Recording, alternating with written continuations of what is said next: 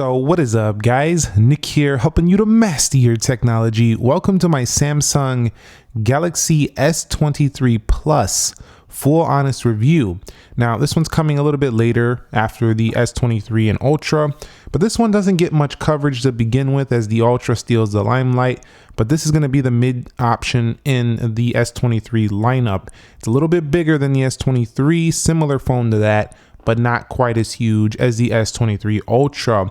Off to the key specifications, you do get yourself a 6.6-inch 1080p OLED display on the front that is dynamic AMOLED. And if we go over here into settings, there is ways you can tweak it. It's not the sharpest panel out there, but it does have a nice aspect ratio, make it a little bit wide versus the older, narrower S20. Now you do have the 50 megapixel plus 10 megapixel telephoto, 12 megapixel ultra wide on the rear. In addition to that, 8 gigabytes of RAM dominates the RAM department, and we do have Snapdragon 8 Gen 2 on board. So you will have the fastest CPU on a smartphone today right now, at least for the Android side. 4700 milliamp hour battery sits inside the body here, and that's because you have enough space in this larger body. Now let's talk about the colorway options that you do get. You have this Phantom Black here, which was introduced, I believe, on the S21 Ultra. It was a really good color option, really beautiful at the time. Cream, we do have green, and we do have lavender, graphite as a exclusive color, and a lime exclusive color option. So there's quite a few color options. I quite like Phantom Black, to be honest with you. Some people really like that new lavender color as well. But this one's no cheap phone here. $999 is what you're going to pay for this if you buy it outright. But there's going to be carrier deals and stuff like that. And there's huge trade-in discounts if you trade in your old phone. So most people will never pay the full price for this phone, but that is the full price. And this one starts at 256 gigs, goes up to $1119.99 for the 512 gig if you need that extra storage. And some people do, because Samsung no longer includes micro SD card slots on their phone anymore, which is pretty lame. That was a really nice feature for these phones. Sony still includes it on the Xperia device, but not this one right here. So do keep that in mind. So let's take it off here and give you my honest take on the body. So what I really like about this phone is that it's large and sleek and light. This is, 196 grams, but for a 6.6-inch display, it feels like a light phone in your hand. It's also very comfortable with this design right here. You'll see these curved edges right here, more flatter sides, does kind of remind you a little bit of an iPhone, but at the same time, this design right here is one of the most beautiful I think Samsung ever did. The symmetrical look, as well as the camera, is just lining up very nicely off to the left there. They're not huge camera bumps, so this phone doesn't rock around too much on a table, just a hair. And easy to put on screen protectors right here. I put this thing on in 2 seconds. It was super easy to do. And having the flat display just feels very, normal. Like you're used to this with a smartphone. So honestly, I really like the design. It's clean, it's simple, it's sleek, it's modern, and it has a ton of great internal specifications. That's really all I have to say about it. I will say though that the edges here can, because they're painted in this polished aluminum, they can chip. I actually already got a little chip down here on the bottom of the phone. I don't even know how I did it, but this is something that can happen with these polished aluminum edges. So do put this in a case if you're worried about, your phone getting nicked up and stuff like that, because it is possible, especially on this Phantom Black color. I'm not sure about the lavender. That's a lighter aluminum, so it might not show as easily, but especially on the darker color, you will see it. Now, if you want to talk specifications, there is Gorilla Glass Victus 2 on the front and rear, so that's pretty strong stuff here. IP68 dust and water resistance, so this thing is pretty durable. If you drop it in water, it probably will be fine. You might mess up the speaker for a little while, but it'll come back. Armor aluminum frame, so tougher drop resistance than before. But I want to take things on to the display panel. Now, even though this thing is only rocking a 1080p display, which is not as cool as it used to be, they used to have 2K even on the Plus line, it's still very good. And having this less than the sharpest display out there gives you, I think, longer battery life for this phone. You have natural and vivid modes. Some people like it in natural. I like it in vivid because I want it to pop. At nighttime, I throw it in a natural. You also have really good enhanced comfort modes right here when you turn on eye comfort shield, which kind of tones down the colors even more, making this a really easy experience. Not only that, this phone also gives you the 120 Hz adaptive refresh, which is better than the competing iPhone 14 Plus because this thing gives you just a much smoother feel at this around the same money. It's a little bit more, but around the same money. So really smooth panel. I will tell you though that as a display snob myself, when I do get really close at nighttime, I can see it just doesn't look as sharp as something like a 4K Sony phone, the 2K, Ultra, the Pixel. This phone just doesn't look as sharp. But at the same time, I don't think most people are going to care, honestly, because everything else about it is really good. It also does have that extra brightness mode where if you go right here, you can actually use its maximum brightness without having it to be triggered by the sunlight, which I do like quite a bit as well. In addition, because it's a Samsung phone, of course, you do get the ability to pop view split screen windows and do all that good stuff like the edge screen and stuff that really allows you to multitask like an absolute beast on here. So definitely you're really taking advantage of this larger size panel no matter how you slice it. So definitely it's amazing. It's super usable, display overall. I will say also that it gets really dim at nighttime, which is really good on the eye. So I found this to get super dim, really enjoy that. And I like that it comes with always on display standard. Now, why I even say that, most Android phones do get always on display, even cheaper ones. It's just because, people might be choosing the 14 Plus over this or competing or thinking about those two. And that one doesn't give you always on display. This one does. So really do like that it has that as well. Now let's take it on to the software. My honest take with the software of this phone is pretty much like my honest take about the other two S23s. It's Samsung. You have a ton of customization. And I want to mention something because I've been hearing this comment in the comment section about, oh, I'm an adult. I don't got time to customize. That's some silly stuff. Listen, you don't have to. I'm just telling you this is an added benefit if you want to. So you can leave it like this, never do anything to it, and it's simple to use. I'm just saying it's a feature that you have if you want to play around with it. You don't got to, though. You can leave it in the way Samsung gives it out of the box. You can even throw it on the home screen only mode, make it similar to like an iPhone if you want.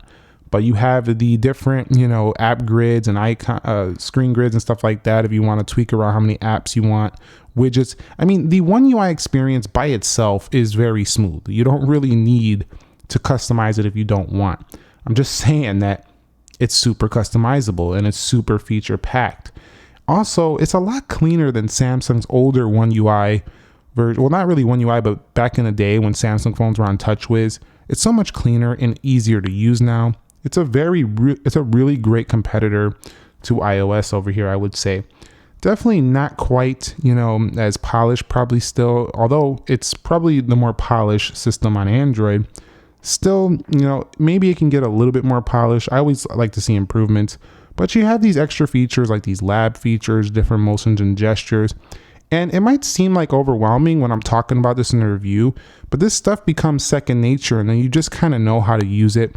And it just sits in the background. These phones aren't hard to use. They're super consumer friendly, super easy. So I wanted to clear that up really quick with the software. Also, Samsung is giving you 4 years of major update, 5 years security. So this thing is built to go the distance as well with the Samsung Galaxy, software right here. So overall, the only thing I would say I don't really like too much is the icons. I feel like they look a little cartoony still. I wish they were just a little bit better looking. So I want to see how Samsung evolves the icons, just their base icons. But that's just a personal subjective thing. You could really love them. Now, the actual performance of these, Samsung phones are incredibly fast. So I do really enjoy using them there, especially these new S23s. I mean, they have really went to town. They heard our complaints about, oh, Samsung phones aren't the smoothest out there, the animations. They've been going to town. And I'm actually very happy because, something that, people keep wanting a phone, to be super smooth and fast. And they get mad when their phone isn't smooth and fast. And Samsung said, instead of reimagining the hardware this year, let's go ahead and focus on the actual experience of using the phone. And this is where this phone absolutely shines. The phone is buttery smooth, super fast, day in and day out, all the time.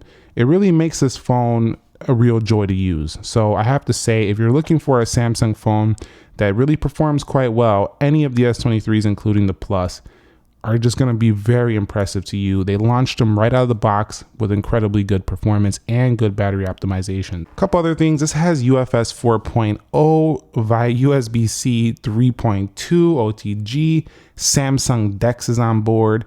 That's another thing to mention. I also like how with the Samsung phones, you can rotate your screen. This is very useful when lying in bed at night, using this thing as a tablet. Also useful when you have this in a car, you know, maybe on a mount or something, and you want to turn it into landscape, the icons throw over there that way. So you can go grab your maps or Waze or whatever you're doing right there and just leave it in the landscape mode. Pretty cool there. Also really good if you're watching a movie, want to back out and go do something really quick. You don't have to worry about that thing being in portrait. So really like that about the software as well. So let's take it on to the camera. So you can see very thin camera bumps. They're not really big, nothing like that. So they're super clean, I would say overall. The name of the game here is versatility, easy to use. I mean, you have 30x zoom. I find that it's really good up to about 10 to 20. That's where I would say at 30, it starts to get a little bit not as sharp. But still, I mean, this camera is super versatile. You got 50 megapixels if you want to do that. You can go over to video. They got a super steady mode. They got the QHD 60 in super steady, which is amazing. Then also you can go 8K 30 versus 8K 24 on prior Galaxy phones. So a lot more usable 8K footage if you're going to use it. Expert RAW, Pro Video, Night Food. We can go on and on. Look at this. It's just loaded with features. We could be here all day diving in depth into each. Let's go into settings. You'll find much more camera settings, and you don't have to leave the application to do anything. It's all right here. Also, I think Samsung has really good front-facing cameras this time around as well. So they've listened to the selfie complaints. They definitely went to town here. These are pretty good. I would say that the video at night is pretty not good. So if you're looking for great video at night with these, this is probably not the best camera. But at the same time, most smartphones on the front don't really prioritize the front as much as the rear. And I think that's something that all manufacturers could improve on, is prioritizing their front-facing qualities. That can get better. Portrait mode's pretty good as well. You know, we have the ability to blur backgrounds. But here's the thing. When you are going to the ultra wide and then you go to the 1X, it's super smooth. It's very nice. So like, this camera is built for people who don't even, you don't need to know how to use a camera that well. It's just easy consumer grade camera with the pro features if you want to dial it in. It reminds me a lot of the, just like their regular software. It's simple, but if you want to dial it in, then you go ahead and do so by customizing. So Samsung has this simplicity, but then complexity if you want to do that. So it's kind of like they have the feature, whether you need to use it or not. And sometimes it's better to have a feature and never use it than not have a feature, and then when you need it, you don't have it, if you get what I'm saying. So go ahead and take a look at my camera samples. Let me know your thoughts on them. Honestly, I really love the camera on here. It's really good. It doesn't blow me away in the sense of like, it's not the best on the market, but it's definitely very good. And I think for most people buying this phone, they're going to be extremely happy with this camera setup.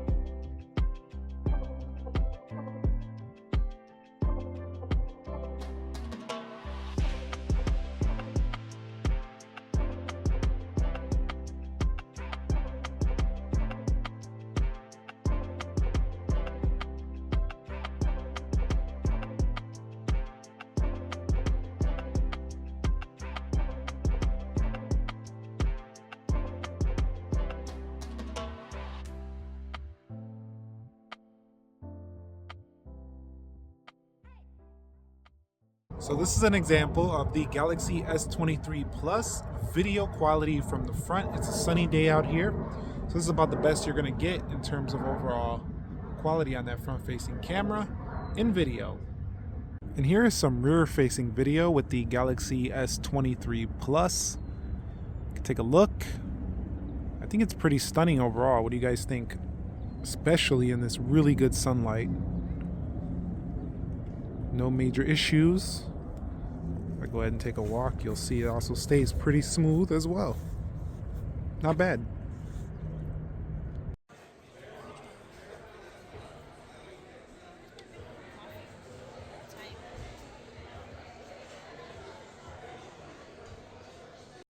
And here's a test of the rear-facing video on the Samsung Galaxy S23 Plus. Lots of saturation, great dynamic range. You can see those clouds very clearly. And then if we zoom in pretty nice as well, about 10x zoom. So there's some people walking. Let's go ahead and see how it looks. You can see they're not very clear. So once you start zooming in a lot, it doesn't really perform that great. But at least up to like 2x, 4x, it's pretty good. Also, you'll notice it's super stable, which is very important for, if you're doing action shots and stuff like that. There's actually a plane overhead, so let's go ahead and take a look at that. You can see that's 6.2x, and he is flying. So yeah, even though this zoom video is not incredibly sharp, it's just nice to have it. It's a nice have feature, even if you're not going to zoom in too much. And here's how the Super Steady is going to perform on the Samsung Galaxy. You could see, pretty good. Jump down, start running. That's how it does.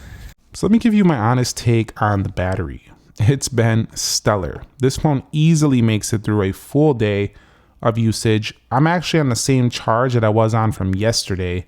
I still have 51%. This phone is ridiculous on battery. It beats the S23. It might even be, quite up there with the S23 Ultra. I mean, it's pretty close in the size, has a 1080p display. I would have to do a proper test, but I got to tell you, I've had no issues, and that's running the adaptive refresh. That's not even doing anything power saving. I did nothing power saving. And this phone is easily lasting the whole day and then some. So if you're looking for incredibly long battery life on an Android phone, Samsung has finally fixed this.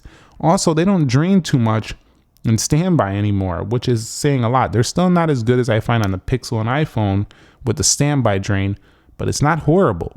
They still do that thing where they go from 100 to 90 a little bit quicker, but not quite as fast as they used to. So overall, they just improved the battery all around on this phone. It's just better in the real world performance, not just the size anymore they're trying to sell you on. It's actually they improved the optimization and the actual results that you do get, and that's what matters. What are the results? You can also count on up to 45 watt wired charging, but 15 watt wireless, and this does have reverse wireless charging, something that still the iPhones don't have. So really good to have that feature as well. It's just another party trick, another cool thing you can do. Charge somebody else's phone. Now, in-display fingerprint, this is also very accurate. I mean, Samsung, they think about everything, making sure everything works well. You can not even look at it. It goes. Also, the front-facing camera unlocks your phone with your face very quick as well if you like to do that. In the sense of the phone call quality, I've had 5 bars everywhere. Very strong performance here. Not a problem here either.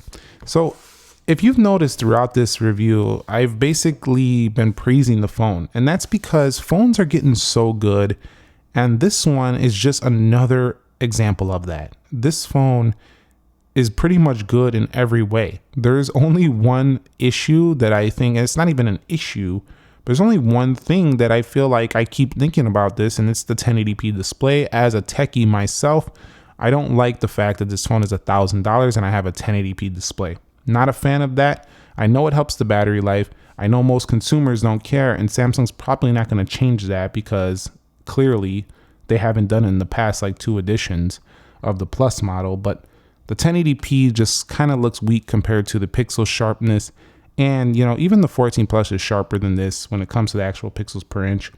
So I would say, I missed the 2K a little bit. Even if they started out, with the 1080 by default, that would be fine. But that's about it. That's the only thing that I really miss when I'm using this phone from the Ultra, is that this is more comfortable to hold. It gets similarly long battery life. And, the cameras, yes, they're much better on the Ultra. Maybe they could throw, a little bit better cameras on the Next Plus, but they've nailed it. There's not much more you can do, unless you're going to totally redesign like they do with the Fold line or, these rollable phones that may be coming out. This is at the pinnacle of smartphone for Samsung. This thing is great. I miss SD card sometimes. I miss that. I miss, the sharper display, but honestly, you just can't go wrong with any of these S23s. And the perfect phone this is for those people who said the S23 is too small. I don't like the shape of the S23 Ultra. This is your phone right here. Let me know your thoughts down below in the comment section of this video. Are you picking up the S23 Plus? Are you like, nope, not my phone, nice phone, but I'm not into the Samsung ecosystem? Let me know your thoughts down below. Thumbs up if you enjoyed it. Subscribe if you haven't already. Nick here. Be sure to be well. I'll catch you all in the very next episode, and peace.